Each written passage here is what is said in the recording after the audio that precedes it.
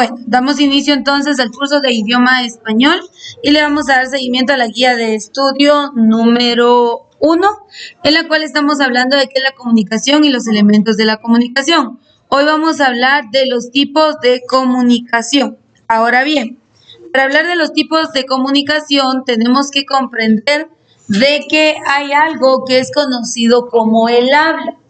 El habla es distinta y va a inferir en el habla muchos factores, entre los cuales yo les puedo mencionar, por ejemplo, la edad. La edad es un factor que define la forma en que nosotros nos expresamos o hablamos.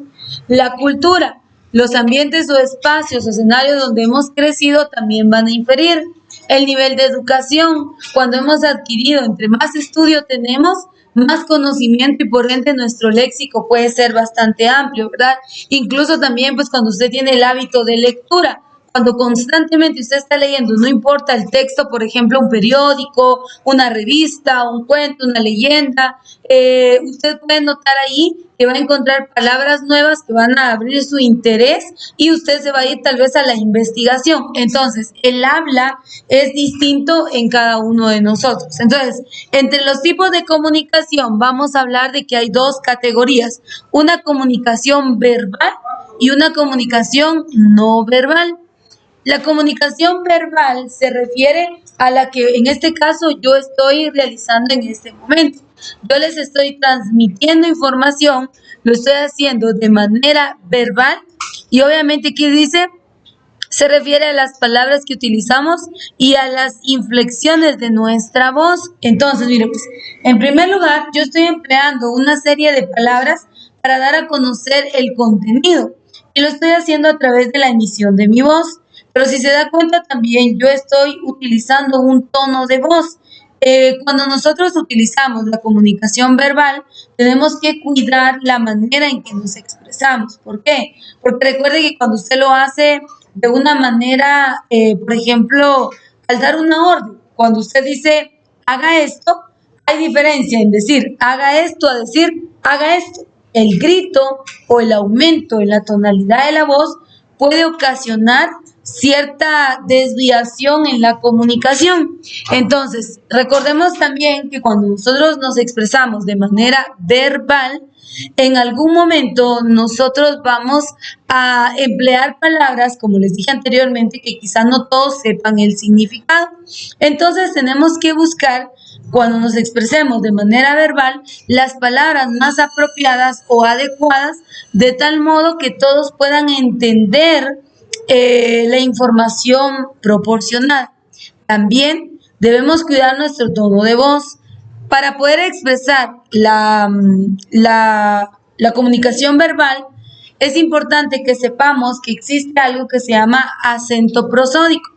Este es la acentuación que le vamos a dar a una palabra, una frase o un texto, y hay palabras que no tienen esa rayita oblicua o ese acento ortográfico que nosotros le damos. Por ejemplo, la palabra casa no tiene esa rayita oblicua, o acento ortográfico. Quiere decir que su acento es prosódico. Es decir, que en una de las dos sílabas, la palabra casa está conformada por dos sílabas, ka y sa. Ninguna de las dos tiene acento ortográfico, pero sí un acento prosódico. Entonces, cuando yo hablo, digo casa. Le estoy dando mayor énfasis o pronunciación a la primera sílaba. Entonces, nosotros debemos cuidar nuestra acentuación, también nuestro tono de voz, para evitar pues que pueda ser malinterpretado al momento de entablar una conversación o tener o activar la comunicación verbal. Pero está la comunicación no verbal, y esta, a través de la comunicación no verbal, pues nosotros obviamente transmitimos información y lo podemos hacer a través de diversos medios o recursos. Por ejemplo, mira aquí dice, podrían citar como las más importantes lo visual, los gestos faciales, los movimientos de los brazos y manos y la postura o la distancia corporal. Es decir, que vamos a emplear nuestro rostro, nuestra mirada, nuestros movimientos y el cuerpo en general para poder enviar cierta información. No necesariamente estamos empleando el habla o la voz, sino que nos comunicamos sin decir o pronunciar, mejor dicho, ni una sola palabra. Entonces, existen dos tipos de comunicación: verbal, cuando empleo mi voz y transmito información; no verbal, cuando utilizo mi rostro, mi mirada, mi cuerpo en general para poder enviar información. Dos tipos de comunicación. Ahora, dentro de la comunicación verbal vamos a emplear palabras, que es decir, lo que hablamos o decimos, y también el tono de nuestra voz. En la comunicación no verbal vamos a emplear contacto visual, gestos faciales, movimientos de brazos y manos y postura o distancia corporal. Por ejemplo, ¿sabía usted que usted tiene un espacio vital que es lo que, digamos, es a la redonda? Por ejemplo, por decirle, estiremos el brazo así, y a la redonda es nuestro espacio vital. Cuando alguna persona, cual sea, se nos acerca mucho, nosotros sentimos una reacción instantánea. Por ejemplo, si es alguien desconocido, hay rechazo. Si es alguien de confianza, hay cercanía. Por ejemplo, si es mamá o papá, nos sentimos tranquilos, nos sentimos seguros. Si es un hermano, sentimos como esa confianza, porque sabemos que quien se nos acerca es alguien muy, muy, muy cercano a nosotros.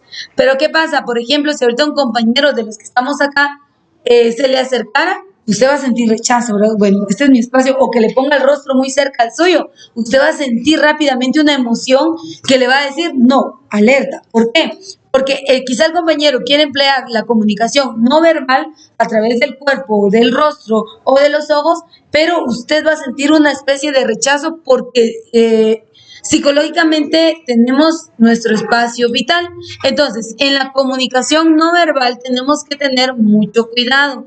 Recuerde que una mirada puede ser clave para enviar información. Recuerde que la mirada hasta cierto punto se convierte en cómplice, ¿verdad? Yo no sé si le ha pasado, pero por ejemplo a veces con los hermanos, sin decir ni una palabra, solo nos vemos y ya sabemos qué queremos. Yo no sé si le ha pasado. Entonces tenemos como que esa unión. Ahora, por ejemplo, con un compañero, incluso usted puede tener complicidad con su mirada.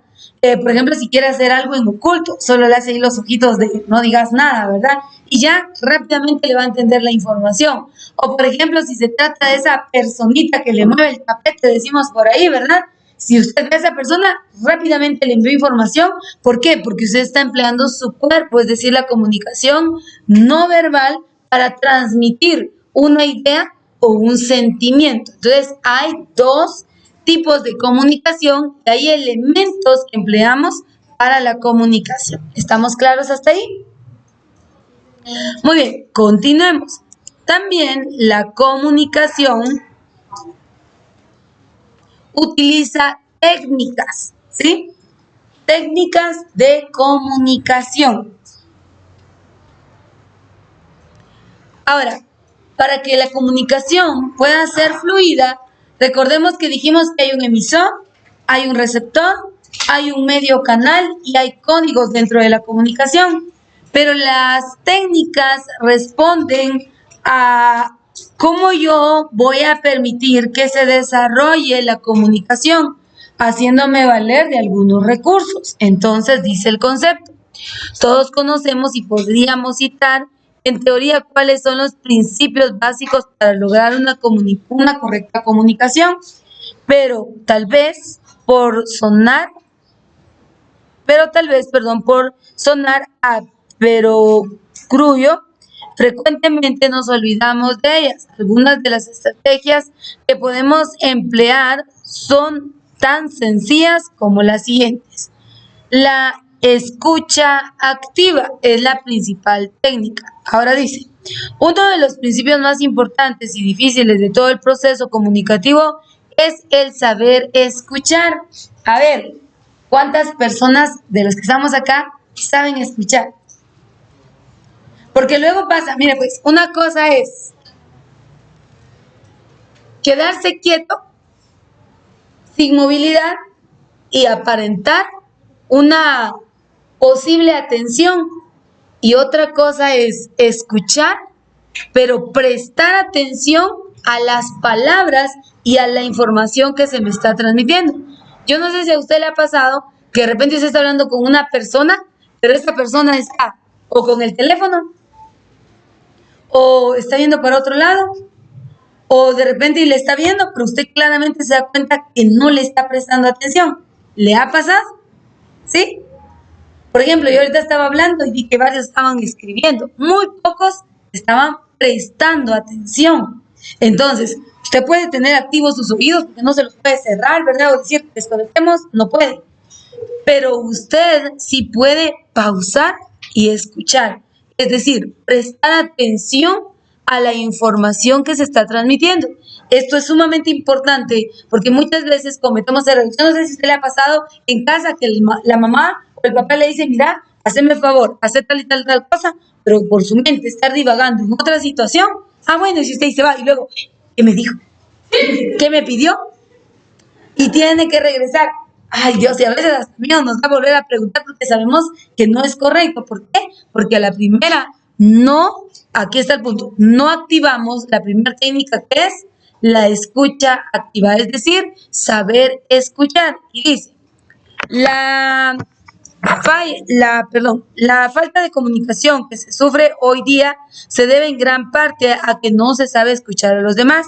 Si está más tiempo pendiente de las propias emisiones y en esta necesidad propia de comunicar se pierde la esencia de la comunicación, es decir, poner en común, compartir con los demás, existe la creencia errónea de que se escucha de forma automática, pero no es así.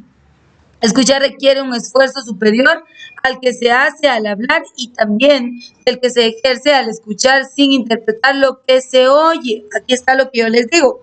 La escucha activa significa escuchar y entender la comunicación desde el punto de vista del que habla. Es decir, que no solo se trata de que sus oídos estén activos, sino de que usted preste atención a las palabras que la persona que está hablando está emitiendo. Que usted cuide ese detalle no solo con el aspecto físico, es decir, que no solo usted esté viendo a la persona así, ¿verdad? No, sino que usted también observe, pero que también su oído y su mente estén procesando la información de tal modo que usted la pueda recibir, asimilar y entonces ya llevar a la acción. ¿Estamos claros con el primero?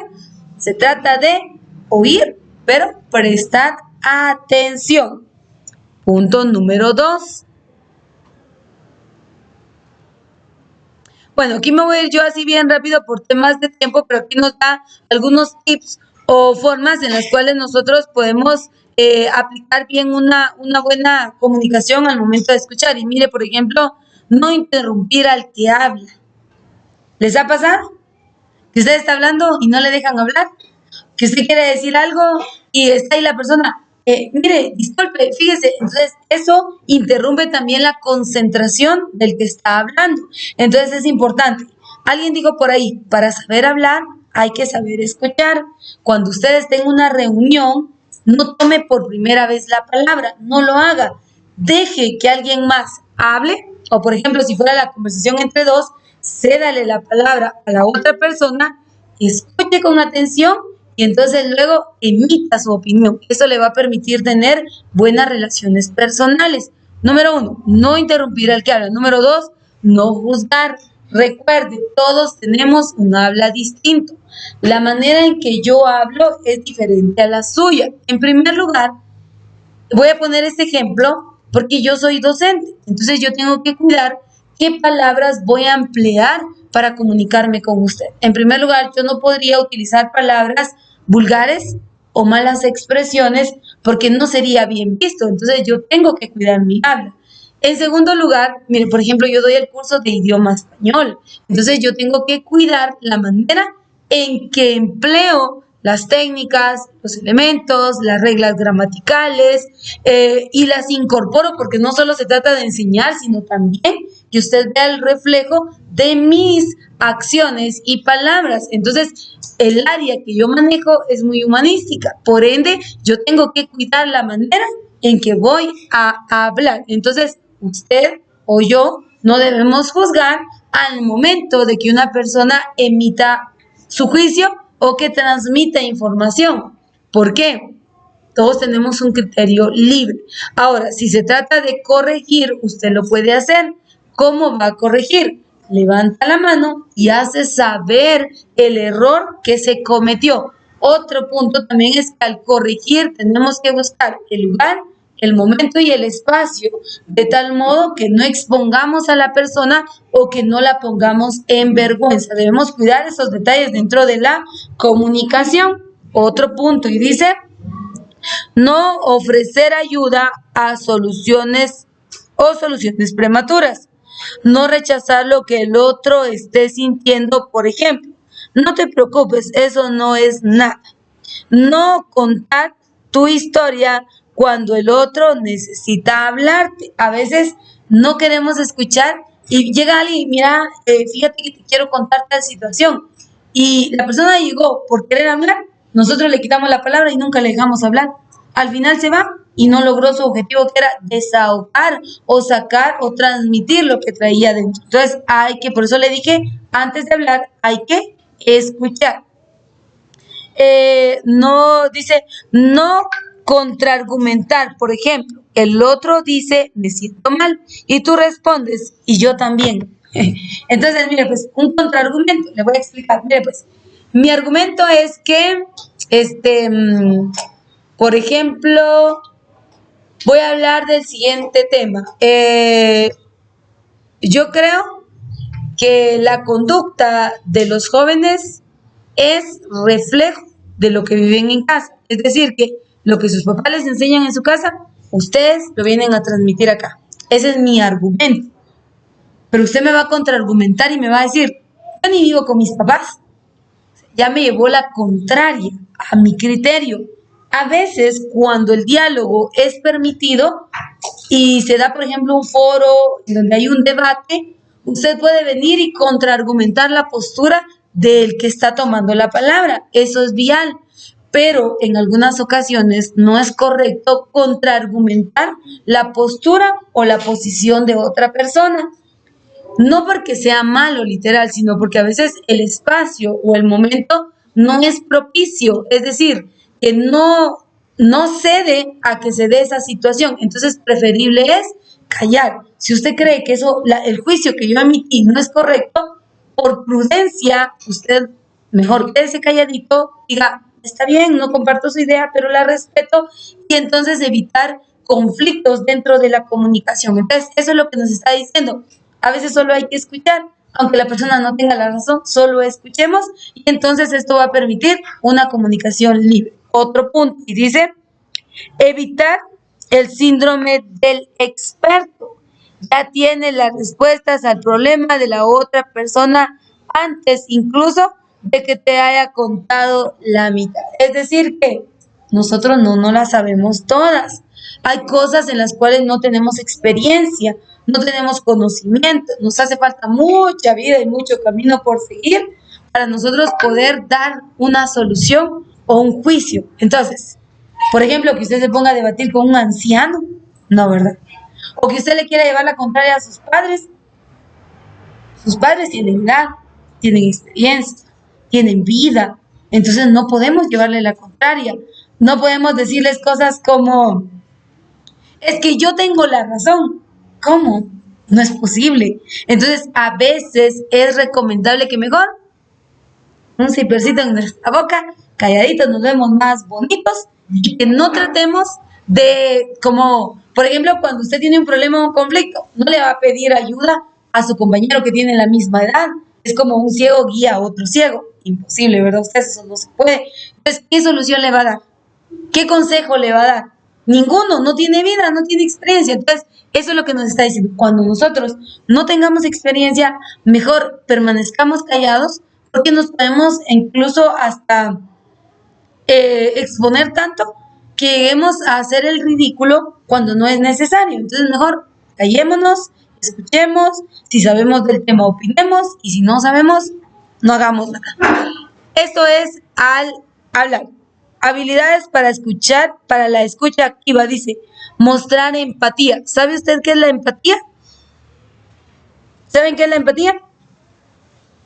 ¿No? La empatía es un valor. Por ejemplo, que alguien va caminando y de repente se cayó y se raspó las rodillas. Esta persona, por el golpe, va a estar emocionalmente mal e incluso va a llorar. Pero que usted llegue con la persona y le diga, ¿estás bien? ¿Te duele mucho? ¿Necesitas algo? Es decir, que usted va y se muestra empático, es decir, que usted siente, no físicamente, sino emocionalmente, la situación que la persona está pasando. Pero de repente alguien se cayó, usted llega y, ¿solo eso te pasó? Está siendo como muy frívolo, como muy malo, ¿verdad? O sea, usted está tomando una actitud como de mucha frialdad, no está siendo empático. Entonces, tenemos que aprender a ser empáticos. A veces hay cosas o situaciones que afectan más a otras personas que a uno por el carácter y el temperamento. Entonces, aquí dice mostrar empatía, es decir, escuchar activamente las emociones de los demás es tratar de meternos en su pellejo, es decir, sentir o tratar de experimentar en carne propia lo que otro está viviendo, porque recuerde que esto es cíclico, la vida es cíclica y en algún momento nosotros vamos a pasar alguna situación en la cual queremos que alguien nos preste atención. Entonces, para poder escuchar activamente, debemos mostrarnos empáticos. Número 2, parafrasear. Este concepto significa verificar o decir con las propias palabras lo que parece que el emisor acaba de decir. Es muy importante en el proceso de escucha ya que ayuda a comprender lo que el otro está diciendo. Entonces, el parafraseo es, por ejemplo, que hay un texto, un párrafo, yo lo leo y luego con mis palabras se lo doy a conocer. Eso es el parafraseo, no es escribir literal o pronunciar literal lo que está escrito en el texto, sino leo, analizo y entonces yo expreso la idea a mi interpretación. Ese es el parafraseo. Entonces dice que para tener una escucha activa debemos parafrasear. Siguiente. Emitir palabras de refuerzo o cumplidos. Yo no sé si usted en su personalidad tiende a tener cumplidos con las personas, pero mire, puede definirse como verbalizaciones que suponen un halago para la otra persona o refuerzan su discurso al transmitir que uno aprueba, está de acuerdo o comprende lo que se acaba de decir.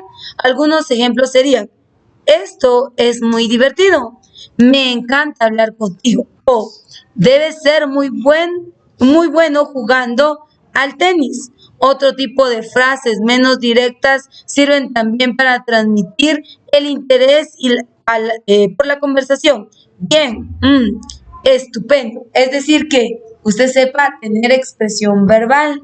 Por ejemplo, alguien hizo algo, se comunica con usted, usted lo revisa. Bien hecho, excelente. Así es, todo quedó bien. Esas palabras que sirven como de motivante para la persona que está hablando. Por ejemplo, si yo ahora le dijera, hasta aquí, ¿está todo claro? ¿Qué dice usted?